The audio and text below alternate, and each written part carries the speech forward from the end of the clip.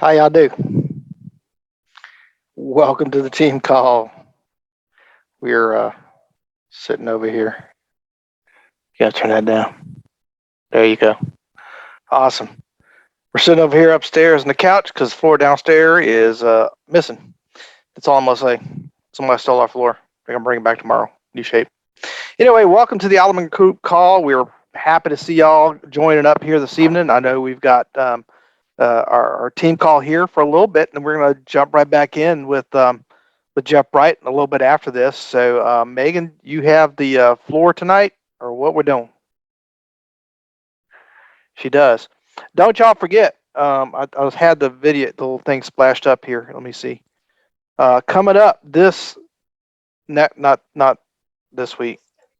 This coming Monday, a week from today, we won't do this call, but we will have a get together. We need y'all to RSVP because we only at 6 o'clock on the dime is when we're going to have a cocktail, and then that's it for the rest of the evening. And then at 7 o'clock, we're going to bring in this elephant, a very special one. We got to make sure he's all painted white.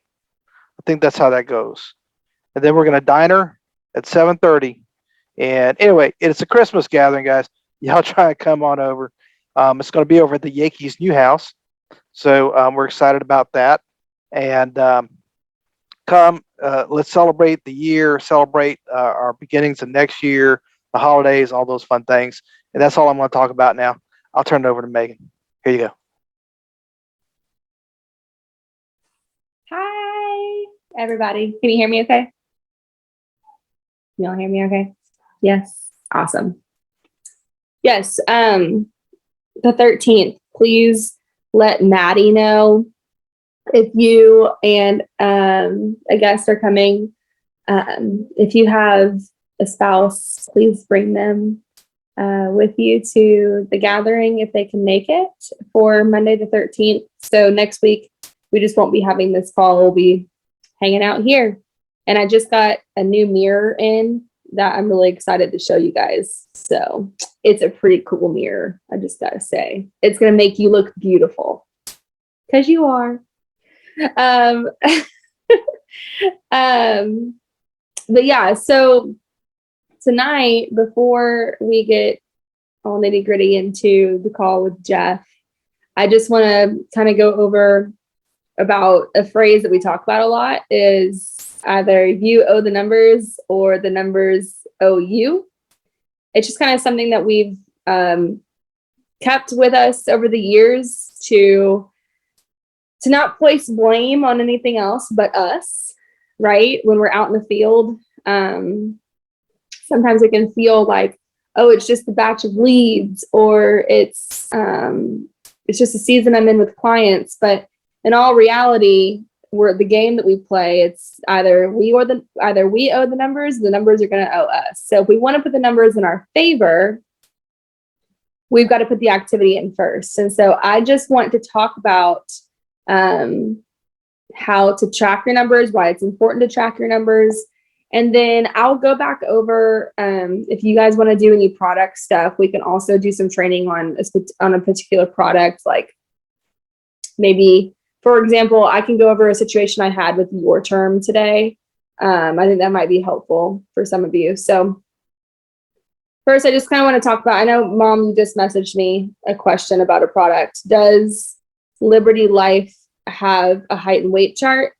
I'm not sure if Liberty Life has a height and weight chart. Liberty Life is the new carrier that we just came out with. But let me check that for you right now while I'm thinking about it. Liberty Life. And just so y'all know how to find this stuff, you'd go to the ARC. And then if Liberty Life has, which it should now that we can contract with them, it does have a tab on the ARC. And you should be able to go under the info for that specific carrier and find out this type of information. Now, it's not on, it's called Liberty Bankers, Liberty Life, same thing. Now, the height and weight chart is not on the product pocket guide yet, but if you go to Liberty Bankers Life on the ARC, you can see product information that it does in fact have a height and weight chart. So if you're curious or can't find something in a certain place, it's always best to just go to the carrier page on the ARC, and a lot of information is there. But let's go back to reporting real quick. So first off, you can't owe the numbers if you don't know what your numbers are. That's number one. So let's just get in the habit of tracking the numbers. Everybody on the team should know that Mondays are the day to submit the numbers. And it gives you time to, we try to make Mondays the day for all of this stuff so that you have a time to sit down and just go back through what you submitted, make sure to have it all in one place. I know most of you guys know what the transmittal is at this point, but there's a couple of steps that you should follow when you are going to the transmittal and filling in that information. So first step would be download a copy of the applications you submitted that week. It's just a good habit to get into as an agent. You should always save your contracts, your applications to whatever you prefer. It can be just a file on your computer. It can be Google, it can be Dropbox, but have somewhere where you can go and download copies of either, whether it was a paper app or an e-app. Make sure to download them. You need to have these things handy for a couple of reasons. One of them is, as you do annual reviews on your policies, it's always helpful to go back and look at the application, especially if you're rewriting business or if you need to write additional business on that client. You don't have to go back through all those questions to get all their specific information, because guess what? You have a copy of it saved. So just make that a habit whenever you're going through your transmittals on Mondays, filling in that information. First thing to do is make sure that you saved and downloaded a copy of all applications submitted.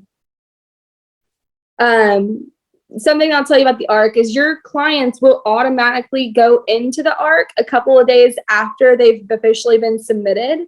So as you upload applications or download applications from the carrier websites, if you want to keep everything organized and in one place, you can easily go into the ARC, find your client because they automatically show up there, and move your downloaded application into the document section of your client's CRM, like of your client's information on the CRM. It's going to be there, so you can just take that downloaded app.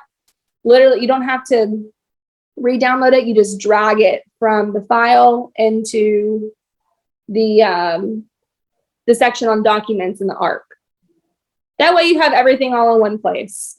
And it also just saves it in two places. That way, as you're doing reviews over the years, you can easily pull up that application that you saved to the ARC. It's right there. It's also in Dropbox or wherever you save it. Okay, so after you do that, that's step number 2. Step number 3 is input all of those customers that you downloaded, all of those apps that you downloaded from all the information that's on the transmittal, transfer it from the application to the transmittal. 4 would be there's a bottom, number 4 would be there's to the left of the transmittal, down on the bottom left-hand side, there's a spot to put the activity numbers from that week. It just makes it easier that we're not trying to make things complicated. We're trying to make it simple and put everything in one place. But there's a spot down on the left-hand side of your transmittal that allows you to put in your dial count, your contacts, your appointments, your sits, all the information that we transfer to the sales meeting on Tuesdays is there. So if you're submitting your transmittals on Monday, you don't have to resubmit that information to Bruno or to Morgan or to myself. It's already on the transmittal. And if we have your transmittal, guess what? We can easily take that activity information and put it into our spreadsheet that we have to send to Bruno on Tuesday mornings for the sales call. So that is number 4. If you do not send this information in, we will input zeros for your activity numbers for the week on Tuesday mornings. And it's okay if you guys, it's fine. We're not going to be mad at you for having zeros. It happens to the best of us. But getting in the habit of just on Mondays, making that day to where you're going to submit all this information, even if it is zeros, just having the habit of doing that is really going to help you out in the long run, just having this routine and consistency. Number 4 would be to email, I'm sorry, I said 4 and I did 5. Number 5 would be to email a copy of that transmittal to either my office email. If you're on Jonathan and I's team, if you're on the Alleman team, make sure to send it to the app-pending at allemangroup.com is where you would send it. And then repeat this every Monday. We try to make Mondays of the day to have numbers submitted. I know some of us run appointments on Mondays. And so if you do run appointments on Mondays, all good.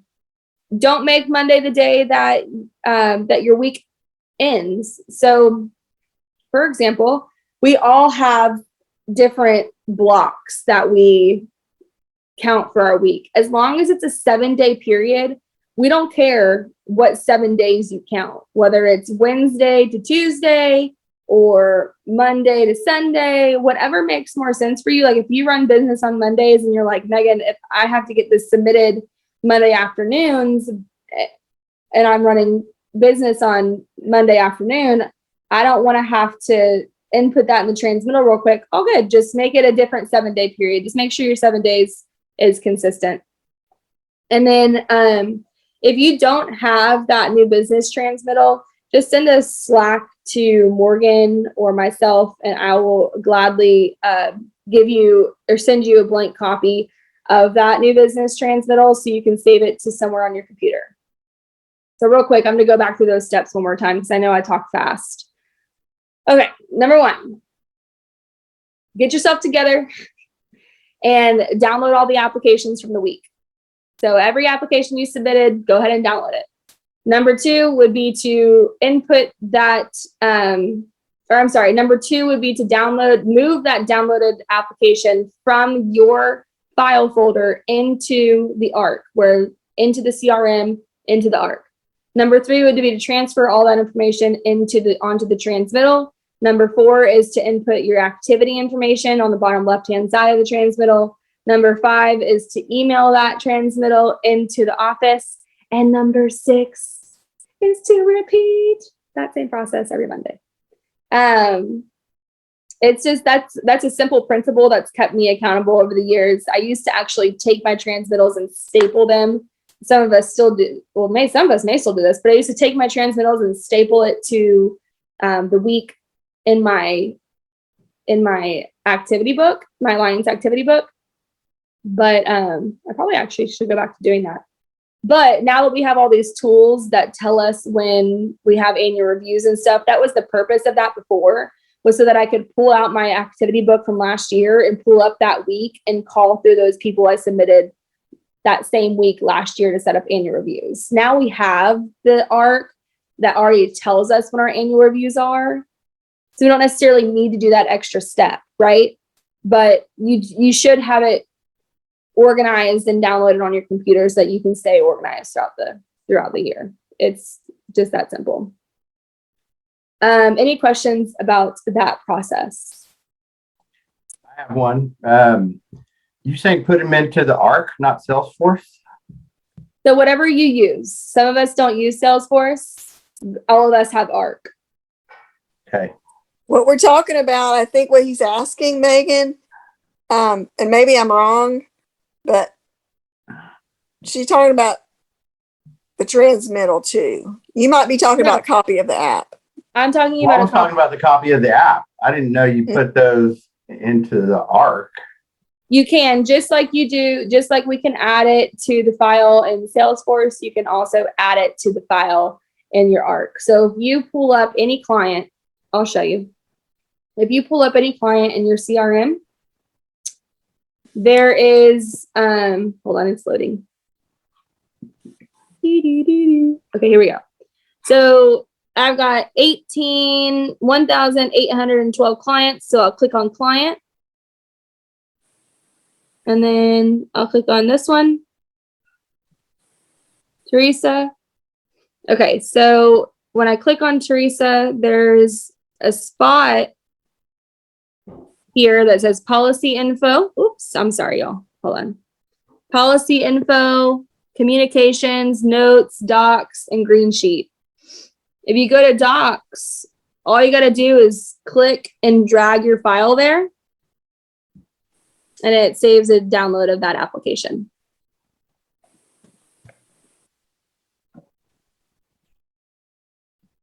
Does that answer But your it's- question? But I think the main thing Megan is trying to say is that you should have a copy of that application in your, so that you can access it later if you're trying to do an annual review. Is that, whether it's in ARC or in your files, The reason I by say this, law, you're required to have a copy of the application and hold it for 10 years as a licensed agent. yeah, the reason I say just to save a copy of it in your files and then to save a copy of it in your CRM, whatever CRM you use, is because it's going to save you time later if it's saved here. And so that's just a habit I've gotten into, is just to save it there, so that as I do reviews, I'm not having to look through 10,000 systems to find the review, to find the application. Remember where I saved it that year. You know what I mean? Like if it's already going to be downloaded and saved into ARC, I might as well just move the copy of the application there as well, just to have it where I'm going to be looking at it as I'm doing the review. So you don't have to re-download it there. I would just recommend to get in the habit of saving it to whatever CRM you use. Did I create any other questions? Woo!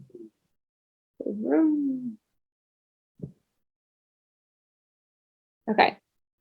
Any specific products you guys want to go over? I will tell you guys a story about what happened this week that might help you real quick, and you guys think of any other maybe product questions you have. But okay, so Forrester's has 2 different term products, right? They have the Strong Foundation and they have your term. One of them is fully underwritten and one of them is non-medical. I had a situation last week come up where this lady recently, within the last year, was diagnosed with hepatitis B. And do you guys know what you would do in a situation like that, where somebody wanted a term policy who had Hep B?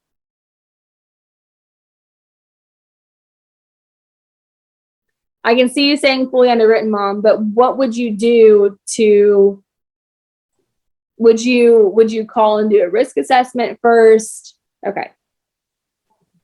So this is what I did. And while I was in the home, I was just talking to them, and first off, establishing a relationship. Second off, trying to find the need, and then doing the field underwriting, figuring out what she can actually get, right? She's been turned down a couple of times because of the Hep B. But I told her, I said, listen, we can probably get you a term policy. I just need to do a risk assessment to see what rating you probably would come back at, assuming that all of your blood work comes back good when you do the full medical. And she's like, all right, yeah, call me tomorrow. So the other day, today, I did the risk assessment. I just called Forrester's. You can talk to new business or you can talk to underwriting. You want to click on the underwriting option, which is option 2.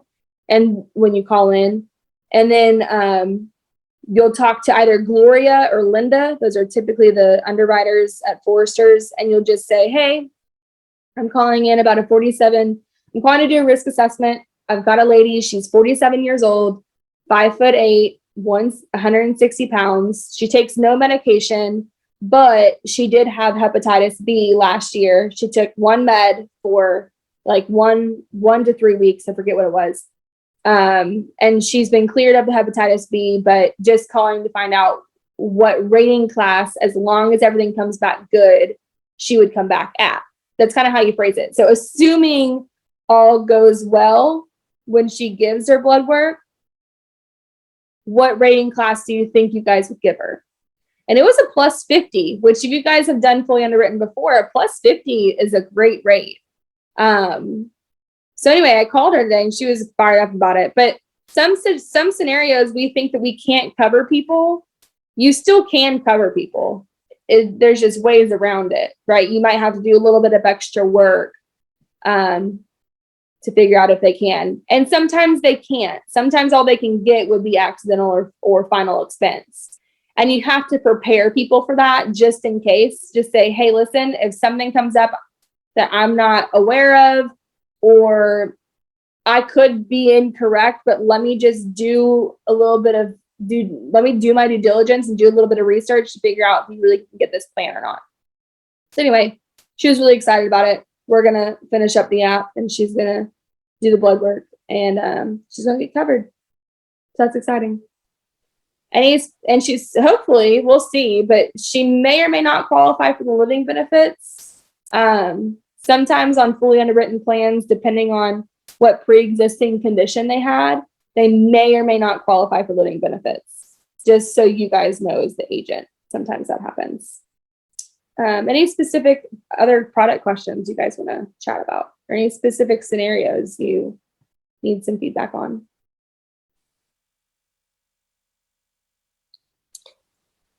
Hey, Megan, if no one has questions, I just wanted to mention, Columbian has some new products, not new products, but new guidelines for their simplified issue. We can go up to age 70. We can go up to 350,000 on a simplified issue basis. So keep that in mind when you're talking to people that are a little bit older, may or may not qualify for foresters. Tobacco rates with Columbian are usually a little better than any of our other companies. So if you got someone who is in their, used to, we couldn't go past age 65. You're talking what? You're talking about CFG. CFG, right. CFG normally has better tobacco rates and mail rates generally. So yeah, it's an easy application, and they're now, I think, effective in December. They've got DocuSign capabilities. So before, if you were not face to face, you would have to do a voice authorization. But now you can do a DocuSign. So I think that's a benefit. Sometimes the voice authorization takes a little while. But it goes in effect. It goes in effect December 13th. Thank you, Johnny. And they're paying us more. Don't forget that.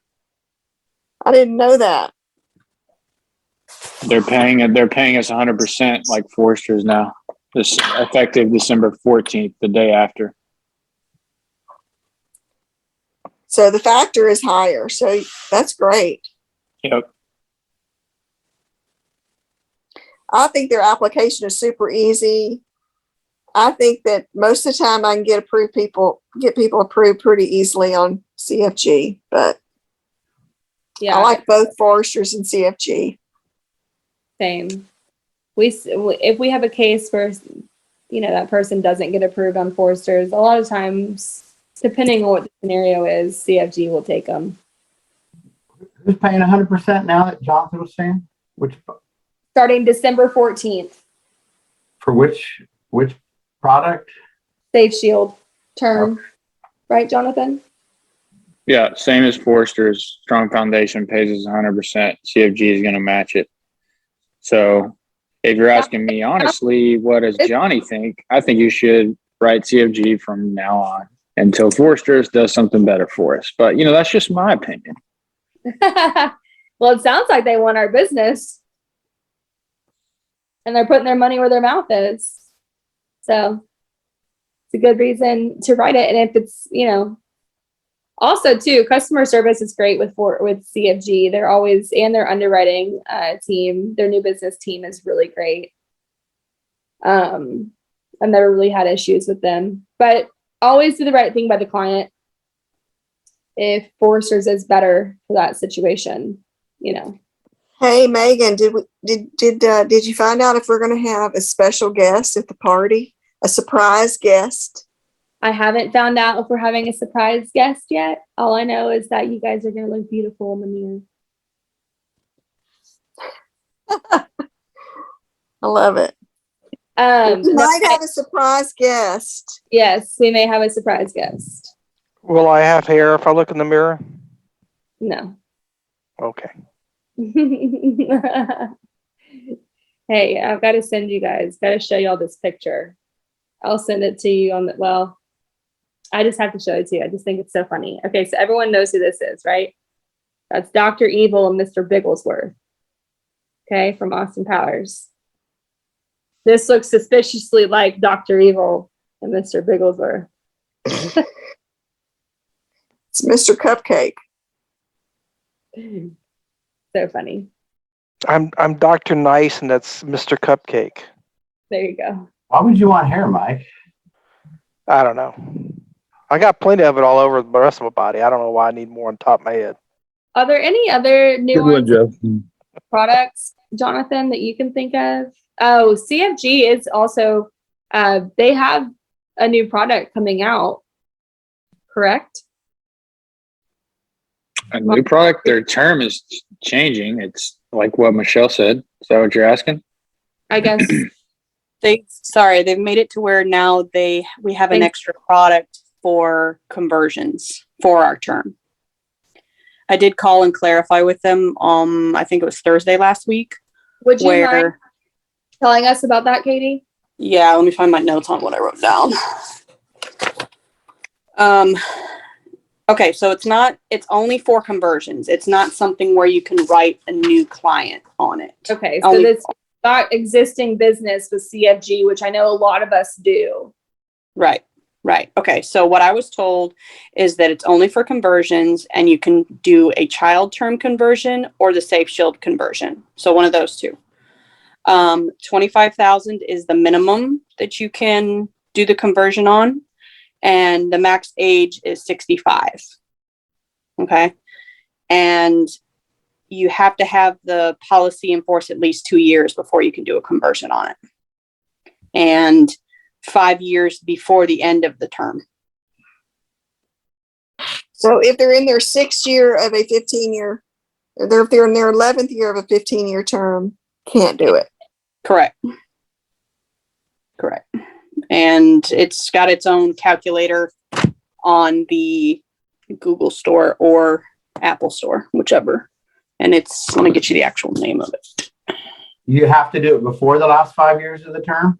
Yes, that's what I was told. And then how soon can you do it? 2 years. 2 years? Yeah. And so that's for all in force? Correct. Because I have, one that I would love to convert here someday. Right. It's a lot of Forrester's conversion option. Yes, exactly. So the calculator for the quotes for that is like CAL, like calculator dash CFG dash LPT. That's what it's still got the CFG logo, but that's when you know you have the correct calculator. Calculator dash CFG dash LPT. Correct. Okay.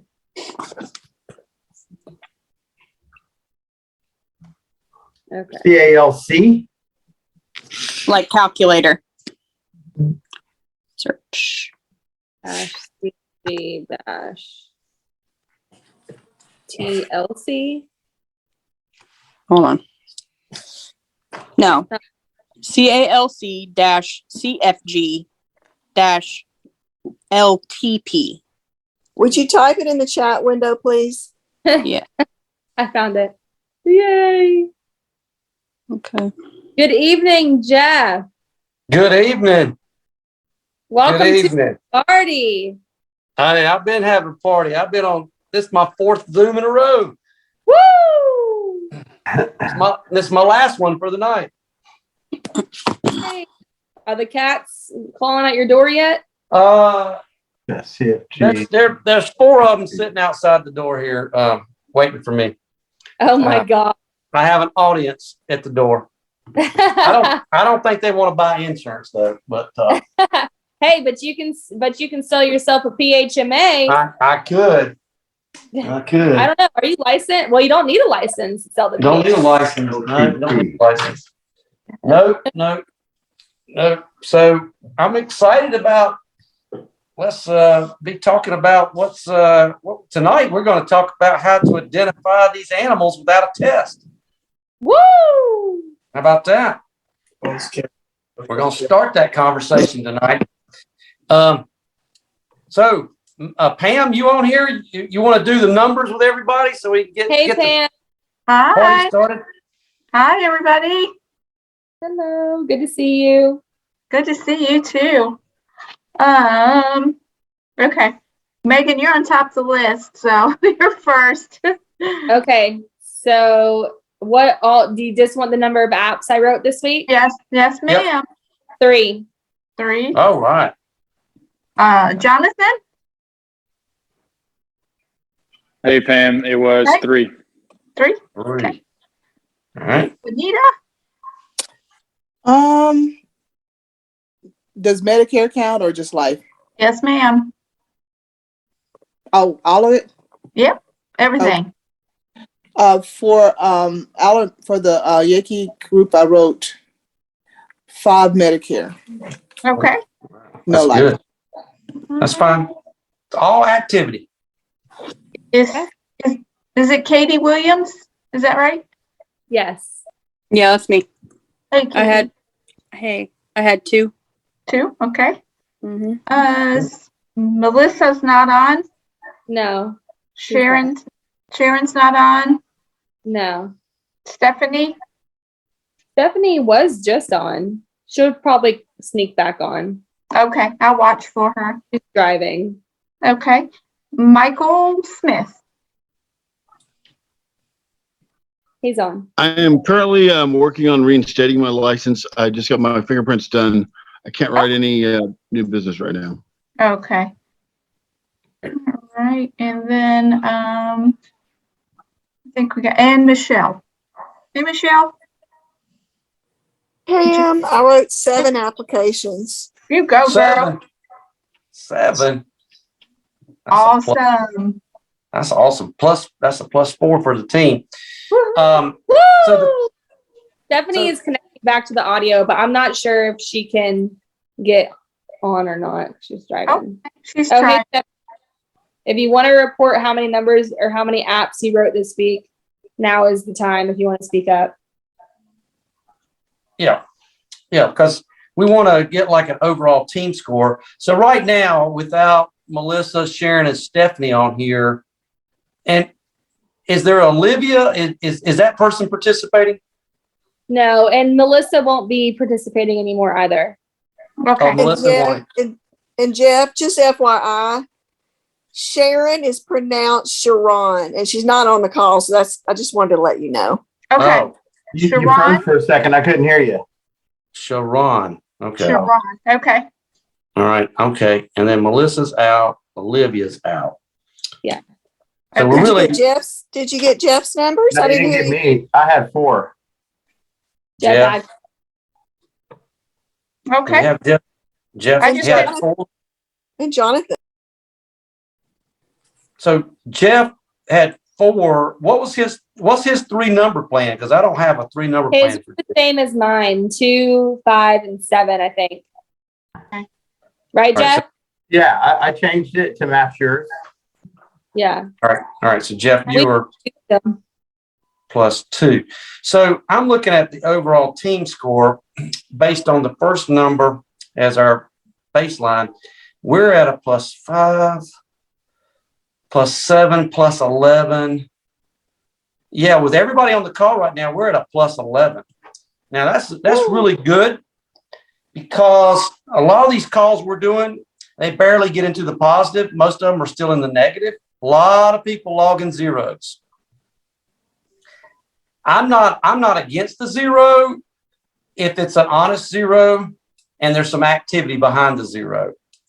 I do want to ask, Michelle, your opinion about something, and not just for this call, for all my calls.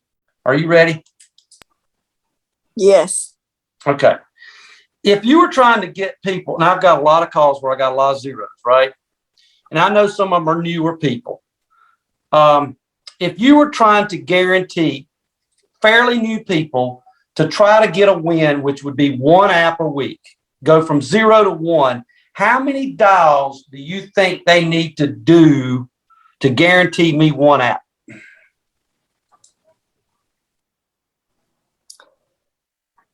It would depend on the type of lead, but I would say 150 at least. Yeah. There you go, Pam. See, there you go. There you go. That's what we're hearing.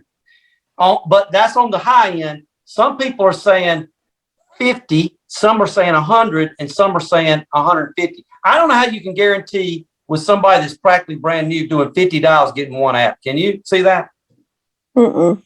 But if they know anyone who has children or grandchildren, that's such an easy sale. Yeah, you would think so.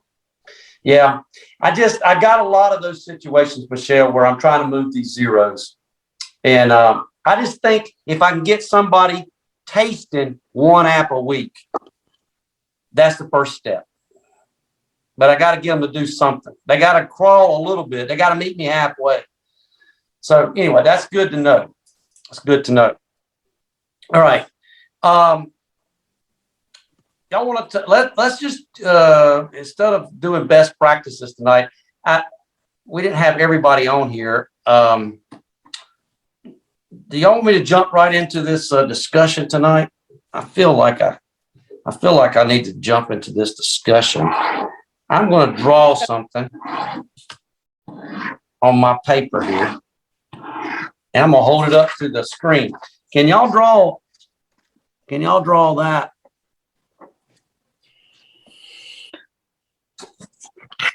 You see what I just drew? Can you see what I drew? Yes. Yeah. All right. This is something we're going to populate as we go along each week, and we need to be able to refer back to it. Now, I just got off the call and we're going to do this too, and y'all going to get your shot at the phone script Olympics. We're going to do that one night. So get ready. We're going to do that. It's very interesting. But I think we need to revisit these animals because sometimes it's really important to figure out who's across the table from you. And it's hard to do that without a test. Very difficult without a test. But I'm going to do my best to try to help you identify what you're looking at and develop strategies based on what they are and who they are. And then we're going to put that to work. Maybe next week, we might do phone script Olympics next week. We'll see how good you are at booking appointments with an otter, a golden, a lion, and a beaver. Which one do y'all think of those 4 is the toughest one to book an appointment with? The lion. You would think so. No, the engineer, the beaver. The beaver. Oh my God. The lion is the easiest.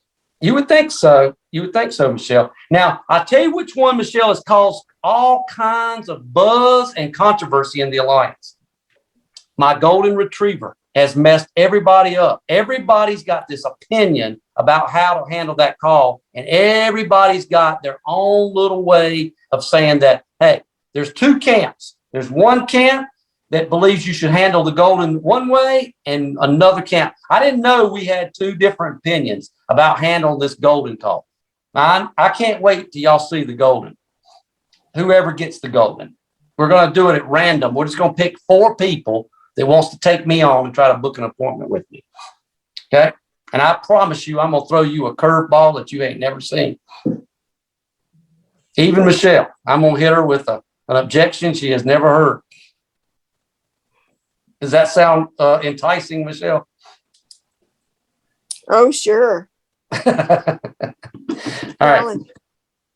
Let's do, I'm going to put the animals in our boxes here so you guys can do that too. And, okay. Beaver, lion, golden retriever, otter. So the lion is in the top right-hand corner. The beaver's in the top left-hand corner, the golden's in the bottom left-hand corner, and the otter's in the bottom right-hand corner.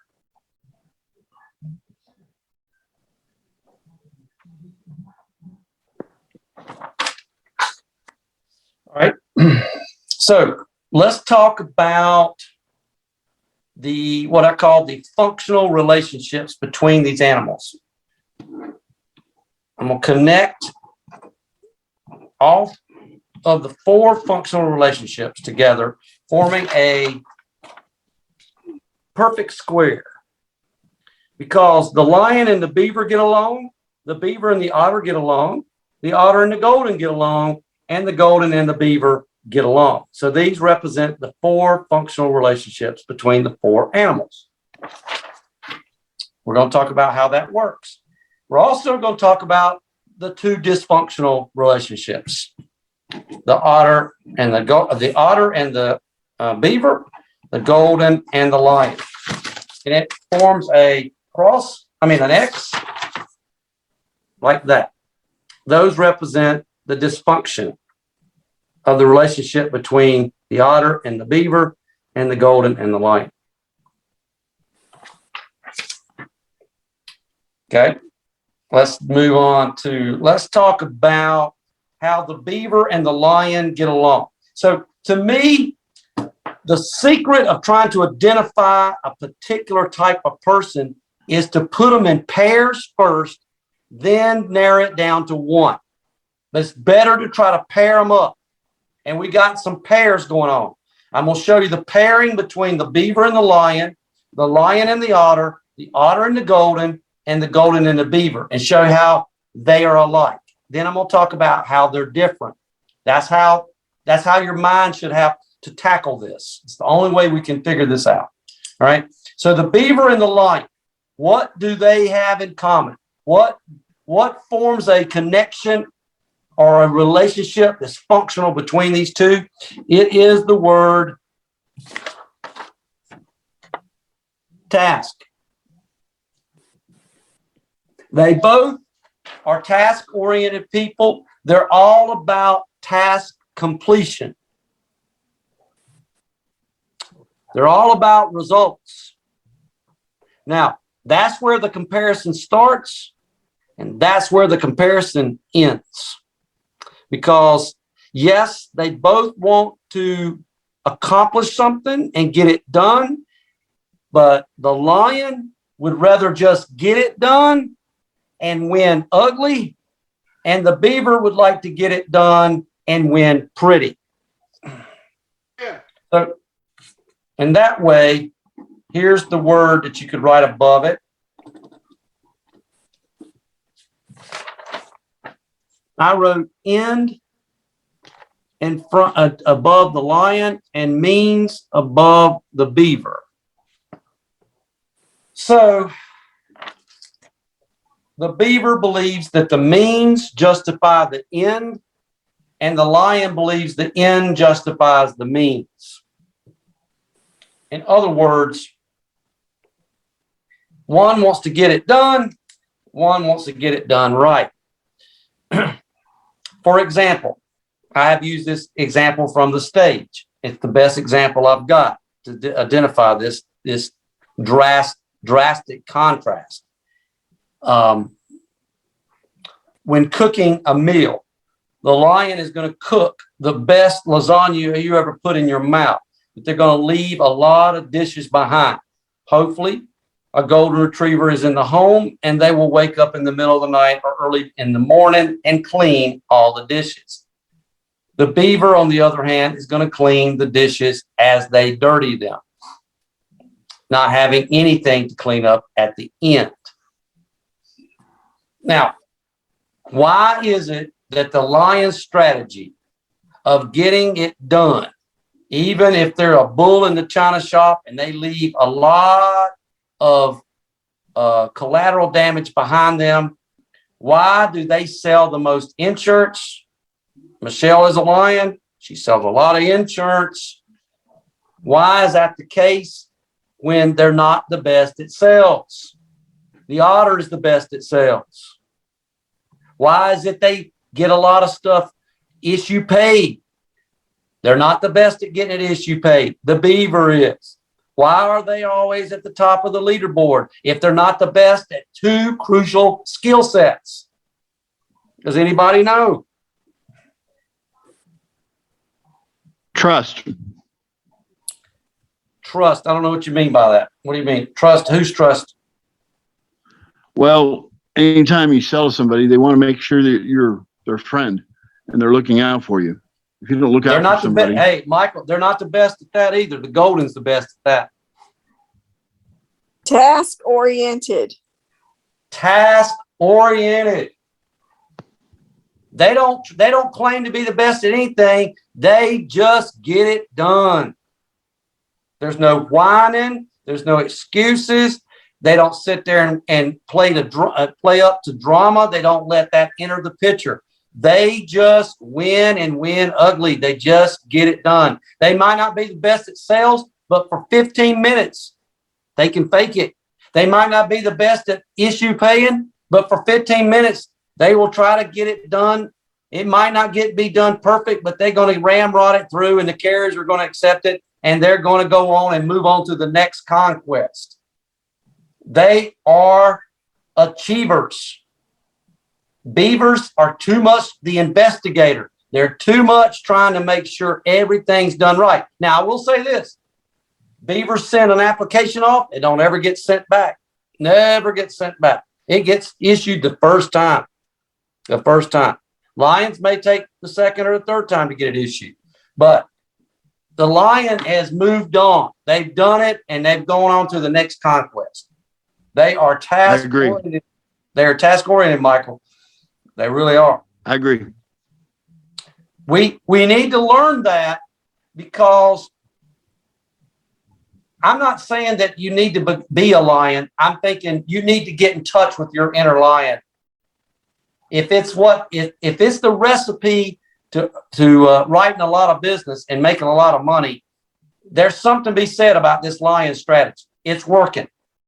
Their photographs are all over the walls at convention. All over the walls. But behind every great lion, there's a beaver, right, Michelle? Yes. Yes. Where is your famous beaver partner? He's on here. I'm here. Oh, he's on here. He's on. Oh yeah. Yeah. You have anything to say for yourself? I look very similar to those descriptions. I will clean a kitchen before I'm done cooking. I'll tell you that right now. Mm-hmm. But somehow or another, I believe that. I do believe that. Well, I think it's a combination, though, isn't it, between the lion and the beaver? I mean, you always need to find a common ground and then move forward. Yeah. Listen, when you see me do my lion and my beaver, when you're trying to book an appointment with my lion and beaver, you're going to see some similarities there. I think you'll be able to see the slight contrast between my performance, because my lion is going to be a little bit more curt, a little bit more blunt, a little bit more to the point, a little bit more decisive, a little bit more impatient, a little bit more controlling, a little bit more unyielding, a little bit more stubborn. But then you got to forgive a little bit. Then you got to forgive a little bit and make a friend. Everything is aggressive in what we do. You need to make the point quickly and get it done. However, you need to compensate, right? You need to mix some of the boxes just a little bit. Well, it's going to be interesting because I'm going to let you try to book an appointment with my lion. How about that? Next week? I'm ready. I'm ready. Okay. And now I don't think the lion's tough. And I'm going to tell you what. Michelle, I'm going to tell you what I'm finding about people trying to book an appointment with my lion. I think it's tough, but it's not tough because they recognize this is what they're seeing. They have a lot of experience with the lion, so they become immune to the lion. The one that's throwing the big curveball to them is the otter and the golden. That goes really bad, real quick for them. The beaver is the toughest. Mike is the toughest to book an appointment with, and And you know what we ought to do? Mike, have you ever book appointments? I have. Michael or Mike? Mike, I have. you have? You know what would be really interesting next week is to have you try to book an appointment with my version of the Beaver. Okay. Beaver on Beaver crime here. That's right. Yeah. Yeah, that would be. Hey, and on fair play, we should let Megan, the otter, try to book an appointment with my otter. How about that, Megan? Let's do it. I'm all for it. And who's the golden on the call? Who's the golden? Do we have any Goldens? Everybody took the test. Yeah, do we have any? We don't have any goldens? Because I was going to have a golden try to book an appointment with my golden next week. I think that would be interesting. All right. Hey, why don't y'all write? So we'll just have a word that I think just helps you think about the lion. The lion is very, if you could write in parentheses, I think a good word would be they're very bold. They're bold. They're very bold. They're very bold. Now, hey, Michelle, have you heard me speak yet about the fact that I'm not happy with 4 animals? Because I don't think 4 animals describe I don't think there's 4 personalities. I think there's 8 animals. I don't think there's 4 at all. Do you want to hear why? I'm going to tell you anyway. Or you want to hear it? Not, I'm going to tell you. So here's what I'm thinking, Michelle. You know, sometimes you took these tests and you go, well, I'm mostly what that lion is, but I'm not all those characteristics, right? You felt that way with a lot of my tests. Right. So in my opinion, I'm just going to do it on my sheet. Y'all don't do this on your sheet.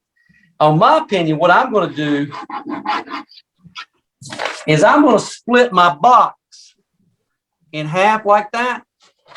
And one side, the lower one, is going to be the lion. This is what I'm working on a new test. And my top of that box is going to be a shark. I'm going to have a lion and a shark. Because I think a lion is more bold. I think the other version of a lion is a shark. And I think that is more relentless. I think there's a difference between being bold and being relentless. I'm splitting hairs here. Same thing with my otter. The otter is more charismatic, more influencing, more manipulative, more charming. But then the penguin is more communal, more social, a better team player. I'm splitting those animals. Does that make sense? You see what I'm doing there? Yeah. I haven't done that yet. Okay. So the lion is bold. The otter is influencing. So I'm going to write that over here beside the otter is influencing. The beaver is orderly, very orderly. And the golden retriever is reliable, very reliable. You can count on the golden retriever, very reliable. So we got reliable golden retriever, orderly beaver, and a bold lion and an influencing otter. I was just trying, if I had to pin me down and have one word that you could remember them with, that's the words that I would use. Now, there are other words, but those are the words that stand out for me. Okay. So let's now talk about what does the bottom half look like? Golden and otter. What makes them? If task-oriented blends the beaver and lion together, what blends the otter and the golden retriever is the word people. They're people-oriented. If the beaver and lion are tasked, the golden and otter are very people-oriented. What that means, what I mean by that is the golden retriever wants to be loved by a few. They have a very small circle of influence of friends. And in that circle, they're very comfortable and they can be themselves and they like these people and they love these people. And they're very supportive with this circle of influence that is very, very tight for them. And they love to be loved by a few. Whereas the otter has a bigger circle, but none of those people are really their friends. They don't have a lot of friends like the golden. They have more acquaintances. So otters like to be liked by a lot of people, liked by many. The golden wants to be loved by a few. There's a difference between their people orientation. So otters are more macro, and we'll write that word down here, and goldens are more micro.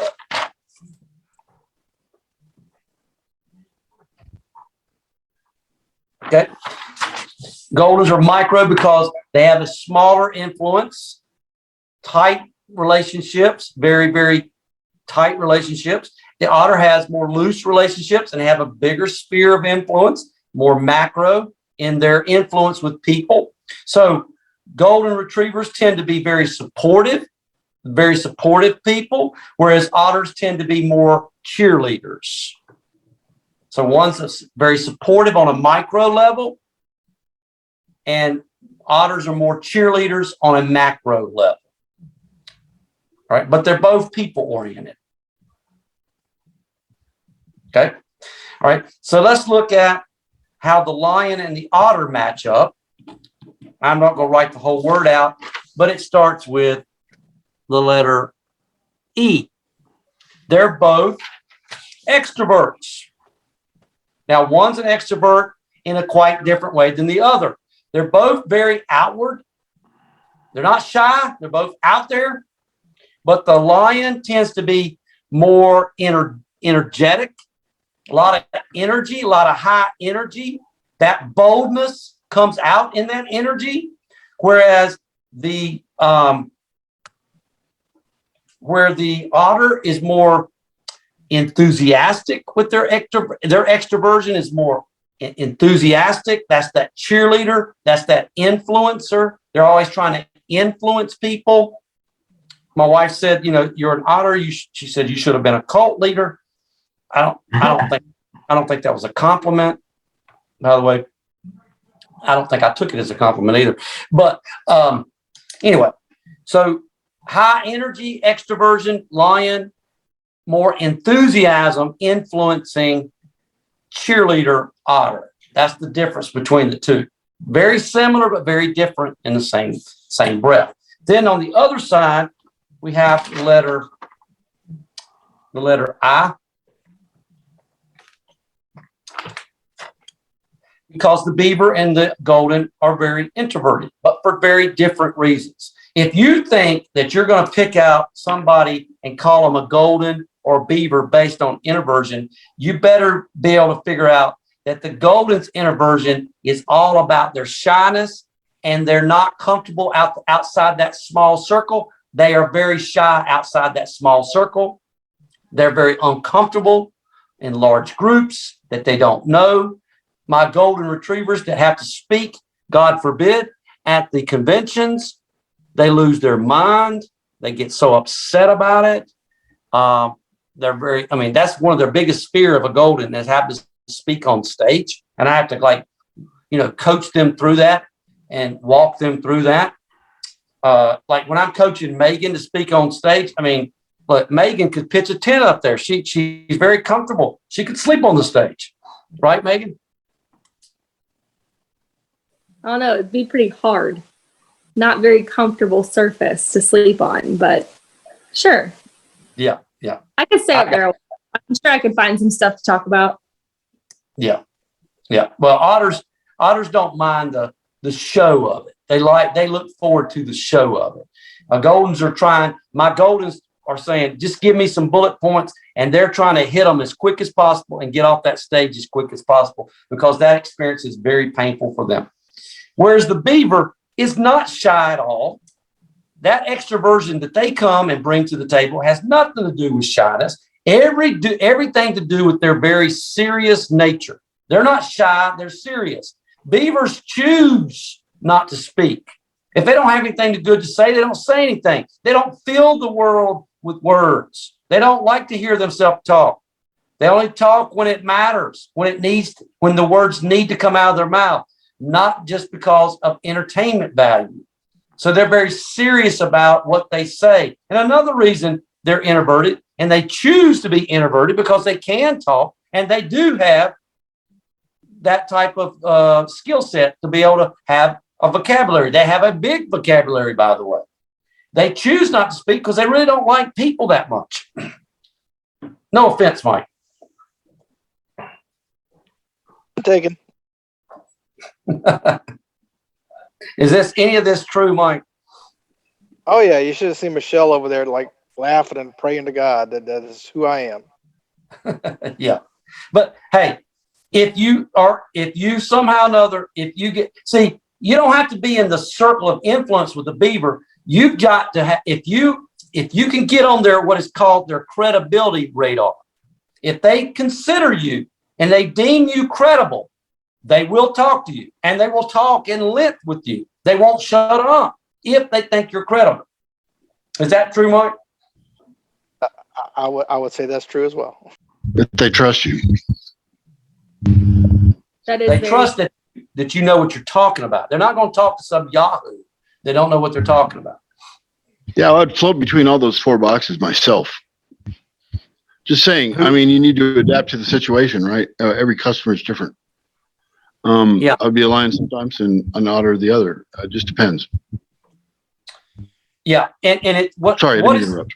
yeah what is tough? Who was speaking? I didn't know who that was. That's Michael Smith. Michael Smith. Oh, Michael again. Okay, Michael, I couldn't see your face. All right. So yeah, I think yes. Yeah, I agree, Michael. Here's the trouble that we're going to run into. This thing going on here is a problem. It's very Objection. problematic. This dysfunctional X that's going on our chart. So let's spend some time tonight with the remaining time. Let's spend some time tonight, because this could be the most important discussion we have tonight, is what to do about this. This is where this could prevent you from getting a sale. This right here. So I don't know which one you want to do first. I prefer to go ahead and get this one over with because it's painful for me, is the Beaver and the Otter. Let's do it. Now look, I love Mike, and me and Mike get along fine. But hey, me and Mike don't live together. You know, Michelle's married to him. I'm not, and we don't live together, right? And maybe people would pay money, Mike, to watch us live together like the Odd Couple, and they put a camera in there and watch how it happens over a month time. That might make us more money than you guys write naps. Probably would, because we would probably have a big viewership. I think so. Yeah, I think so. Yeah, because where me and Mike, we get along really well, but we don't like try to tackle the same task together. Now we have, I would say, yeah, in a way, kind of you and I have worked on something together. On the down low, we worked on things together, but we had a common interest and a common enemy, right? So that's what brought us together. I will say this: if the Beaver and the Otter could ever bridge a relationship like me and Mike did and have, that is a superpower coming together. You don't want to mess with a Beaver and an Otter that have merged their talents together. Because what I bring to the table, Mike don't have, and what Mike has, I don't have. But if we can ever merge together, that's a dangerous combination. Very dangerous combination. Bad news for the rest of it. But good news for you, we don't normally do real well working together long periods of time. I don't know who gets on whose nerves first, but I'm going to make a statement, Mike, and you tell me if you think I'm a little bit zealous with this statement. I think that the Otter is going to reach a little bit further across the aisle to shake hands with you than you're willing to shake hands across the aisle with the Otter. I don't know. Now, listen, I am not the king of the Otters. We can name some otters. I know Mike Williams is so funny because Mike Williams is a wannabe otter. Mike Leventovich is a wannabe otter. They're not otters, they're beavers. I would respect Mike Alleman because he knows he's not an otter, and I don't think he really wants to be one. But Mike Leventovich and Mike Williams, it's not pretty when a beaver tries to be an otter because they try to tell a joke and it's not funny. They're not funny. And they laugh at their own jokes, which is very sad. But the king of the otters in the alliance is Stephen Davis. He's an otter on steroids. So I would think. Now, I think Brant Swindell is a big time otter. Chris Long, God rest his soul, he was an otter, And I have been in a room when we were all in the same room. There's not enough air in that room to accommodate all the words that's coming out of everybody's mouth. I think that would get on your nerves, Mike, if you had to live with like 4 otters and you're the only beaver. That'd be a train wreck. Did you know there's actually a book on Amazon called Beavers and Otter Get Along? No, really? Yeah. Is it about this? Well, I don't know if it's a beaver. Yeah. I don't know. I'll send it to you. I didn't know that. That's funny. Yeah, that's funny. I did not know that. All right. So hey, That's the beaver and him coming out, by the way. Yes, he just did a beaver. That's a typical beaver move. That's a typical beaver move right there. Right there. Exactly, Michelle. Yeah, I'm glad you pointed that out. All right. Let me tell you what Mike needs to do to accommodate me. And let me tell you what I need to do to accommodate Mike.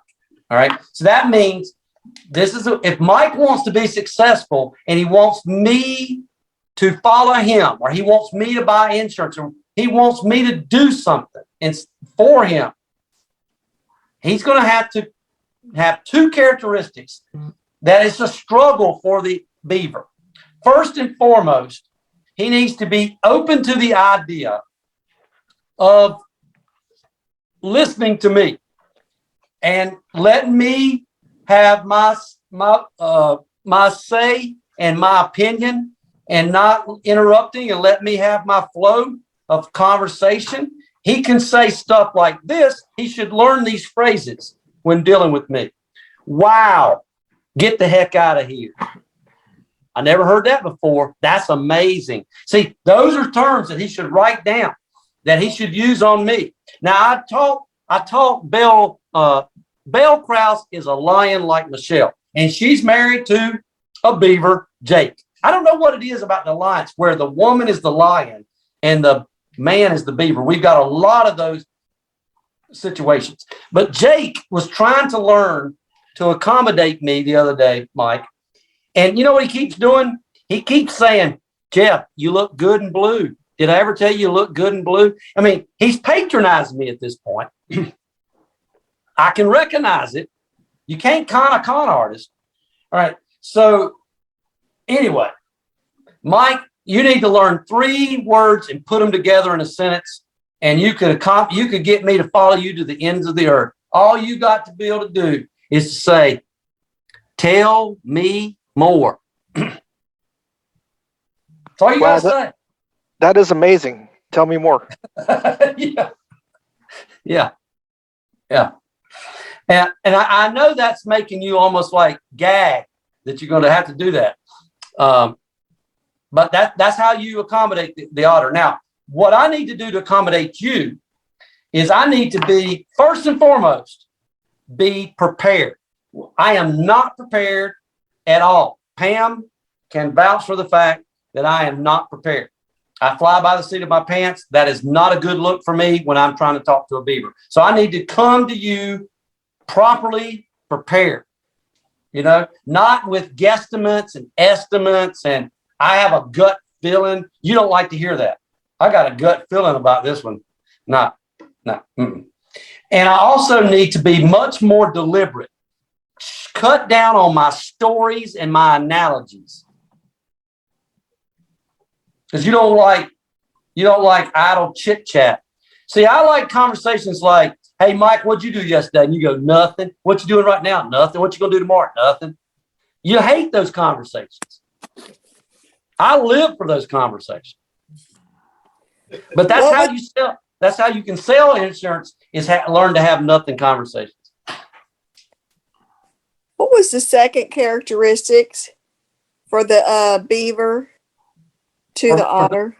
To the It was open to listening. be open, and I would say, Michelle, instead of I was using an example of tell me more. Recognize them, recognize them, recognize them.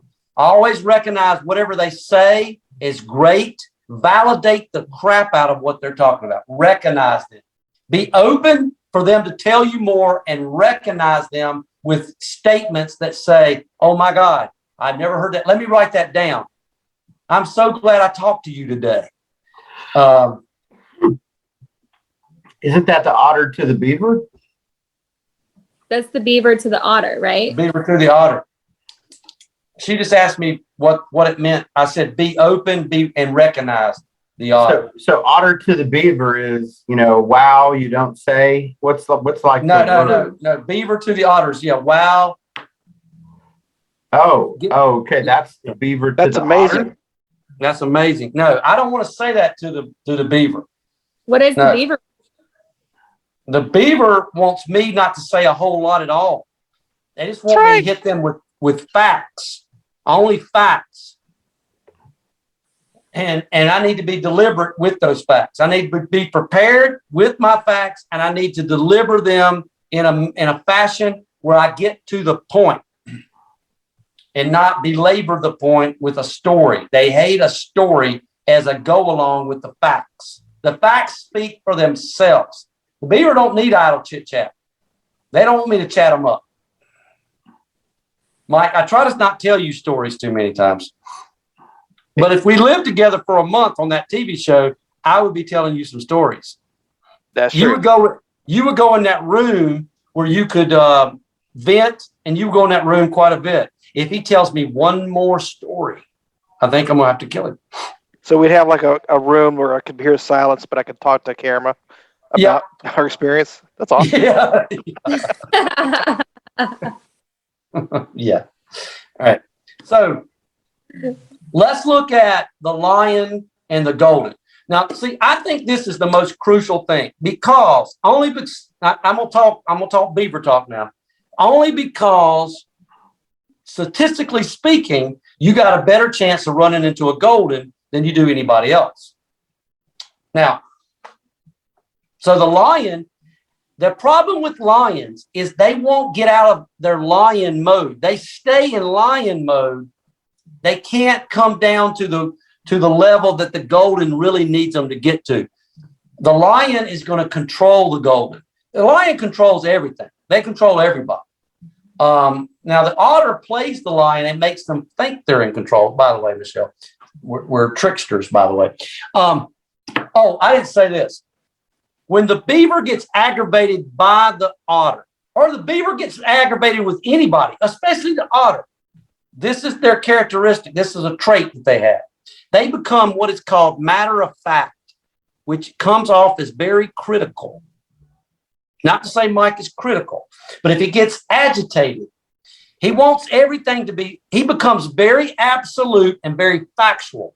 And he reminds you that you committed to something and you were wrong to begin with. And he points out the fact that it turned out poorly for you. You did not deliver. The numbers were not the numbers. Here's the correct numbers. You were wrong. They're going to remind you that they were right and you were wrong. And they're going to be very matter of fact with it and somewhat critical if they get agitated. That's their bad trait. Is that a fact, Michelle? It's a fact. That's It's a fact, Jack. It's a fact.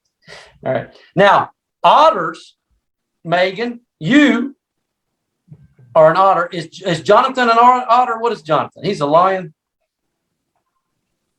I scored moderate beaver, moderate lion when I took it last week. So Okay, I don't know. You're split between those two. Yeah, I can see you being split between those two. I think you lead with the beaver, and then if you get aggravated, the lion comes out. But the otter, Megan, is this true? Is this true about me? When we get agitated, especially with the beaver, we become real sarcastic. It almost comes off as comedy, but it's kind of a dark comedy because we're poking at people. If we don't like what they say, we become very sarcastic. Do you have that trait? Because I don't know you that way. I only know the smiling Megan. I don't know the Megan that gets agitated. You become sarcastic with your anger. I think the people that know me best would agree. Jonathan is smiling, so. Oops. Now, I don't know. I mean, I think Michelle has seen me a lot on stage. You know, Michelle, when I hide it well with my sarcasm, but when I get aggravated, when I'm doing like the game shows and all that stuff, and people start breaking rules, I get kind of sarcastic. You know, and my presentations have a lot of sarcasm in it. If you kind of pay attention, I'm kind of sliding like a little zinger in there, left and right. Do you ever notice that, Michelle? Yes, I do. Yeah, I can't help it. It's when I'm feeling aggravated, it comes out. All right, let's look at the lion and let's look at what Michelle needs to be more of with the golden retriever. All right, she needs to be two things, which is gonna not set well with her, but she needs to be more patient and more of a listener with the golden retriever. Maybe with everybody, but especially the golden retriever, you need to be more patient and listen more. Which one do you think is more unattractive for you, Michelle? The patience part or the listening part? Which one do you hate to do the most? Patience. The patience. Would y'all agree? Yep. Yes. Yeah.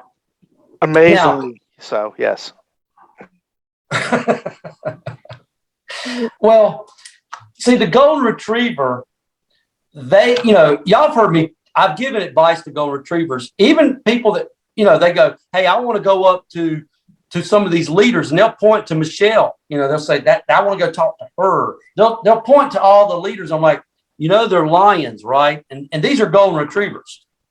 And I say, look, if you go up to them, they don't really have a lot of patience. So you better get very direct with your question, and you better condense what you're saying down to a very small type phrasing. Like, I would never tell a golden to go up to Michelle at a convention and say, hey, how'd you make your first $1 million? Not a good idea. Because see, that's an open-ended question. And Michelle has no patience for an open-ended question. You'd be better asking her, okay, how long have you been doing this? Okay. How long was it before you started making a lot of money doing this? Okay. I mean, see, those are close-ended questions. Better yet, you better ask her yes or no, true, false. Multiple choice is pushing it. You're pushing your luck. I tell them, Michelle, when they go up to you, only to ask you 3 close-ended questions. And they go, what happens after I ask more than 3? I'm like, you better run. You better not ask a 4th one. She's got the patience of about 3, and then move on. And when she sees you again, she will not ignore you. I have seen lions do this with golden retrievers. Goldens go up to a lion, start chatting them up. The lion starts looking around. Now, what are they looking for? I don't know if you've ever wondered what they're looking for. They're looking for a sacrificial lamb called an otter. They're going to call an otter over who likes to talk and go, you won't believe what they're saying. Y'all got a lot in common. And then Michelle darts off. That sounds very familiar. Yeah. I feel attacked. I'm going to tell you who it really does that a lot. He does it all the darn time. Is Andy does that crap all the time. He calls me over. When he calls me over, I'm like, I ain't coming over. I know what you're about to do. That's all you, brother. I walk away and he starts pointing his finger at me. I'm like, I ain't coming over. You ain't using me.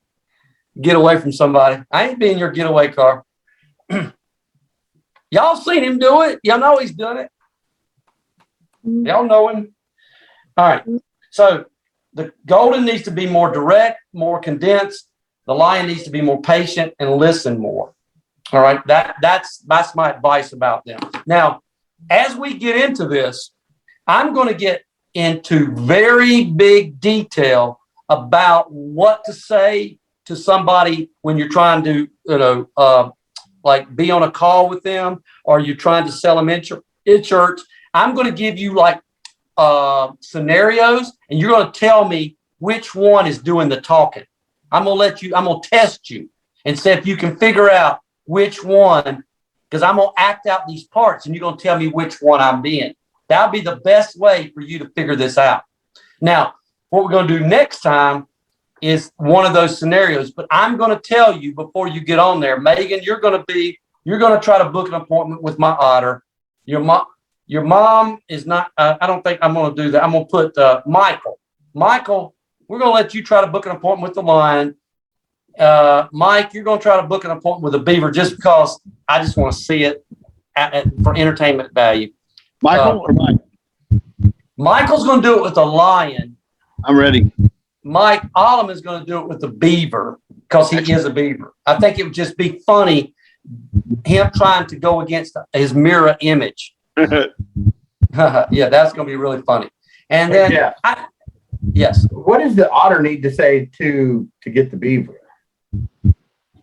The otter needs to be prepared and be deliberate, and only state facts, statistics, facts. Only bring the facts. They don't need anything dressed up. They don't need a lot of fluff. They just want you to get to the point and hit them with facts. Jeff, are you talking after the phone call, after the appointment, or are you talking about making the appointment? Please specify. Making the appointment. Phone script. Okay. Phone script. That's what we're going to do. Phone script. So bring your phone script next week, Michael, because I'm going to let you try to use it on my version of a lion. And then I'm going to get Michelle to critique you on how you did. She's my boss. She's my hero. Yeah, well, she's going to critique you. Everybody's going to critique everybody. Yeah, so this will be fun because I think it'll create a lot of conversation. We need to get good. We need to get good listen, we need to have some of these people that are not on the call. We need to get them on here and let them practice phone script. Because I don't know, Michelle, what I'm finding to be true is the reason people are not good at this is they are terrible on their phone scripts. They are awful on phone script. That's what I'm finding to be true. Yeah. Having a lion trait is a good trait to be on setting appointments. I think so too. I don't want y'all to get caught up in what I say next week so much. I am going to try to confuse you. I'm going to try to drag you down a rabbit hole. I am going to try to get you off your game the best I can. I think it's good practice to see if I can distract you. I stopped a couple of veterans tonight in their tracks. They didn't know what to say next after I said, I'm going to say some stuff that you never heard before. And then it'll be good conversation to have. And I think this will be a good practice for us. Now, you stopped Terry Edwards in his tracks, Jeff? No, not Terry. Not Terry. All right. No, not Terry. But I have got a couple of them. I got Jason Mathis all screwed up tonight. Good deal. Yeah, but hey, Jonathan, if you want, we can let you try to book with a golden. How about that? Sounds good. Sound good? All right. Yeah. And then we get these other people on the call, and let them listen to this, and then we'll get them to try some of this in the future. But letting them hear this, I think, is a good first move. And then I'm preview what we're going to do in the future. I'm going to have this this discussion called the green light, red light discussion, green light people versus red light people. And then I'm going to teach you how to be more of a green light person, less of a red light person. Red light people don't write a lot of business. Red light people go broke in this business. Green light people make a lot of money in this business. So I've got this green light, red light discussion. Then I'm going to teach you traits and skills on how to be a better green light person and avoid being a red light person. So that's what we're going to do, not next week, but the weeks to come. We did talk about last week, the green light. Oh, I did. Okay. So I'm going to do skill training on that. So Okay. I'll do talks on how to avoid procrastination, because that is a definite red light characteristic. I'm going to show you how to defeat procrastination, how to cope within the procrastination and defeat procrastination. I've got all kinds of little skill training we can do every week. And and we'll get everybody's numbers. Do y'all like this format? Is this a good format? Yes. And so I'm glad all of you joined the call tonight, and we're going to have a lot of good time doing this training. You're welcome. You're welcome. Hey, Jeff, do you have like documentation, like a paragraph or a page on each animal that we could study? Yeah. Pam has the hard copy of the test. We can send you the hard copy of the descriptions from the test. But if you took it online, there is a breakdown, but you probably can't capture that information. Right. So we could. Yeah. So we can get you a hard copy. Pam will make a copy of that tomorrow and scan it and send it to Megan, and she can get that out to everybody. All right. Okay. That'll be good. Well, look, it's 10. I don't want to keep you past that. Thank you for your time. Thanks, Pam. Thanks, Jeff. Thank you very much. Yeah.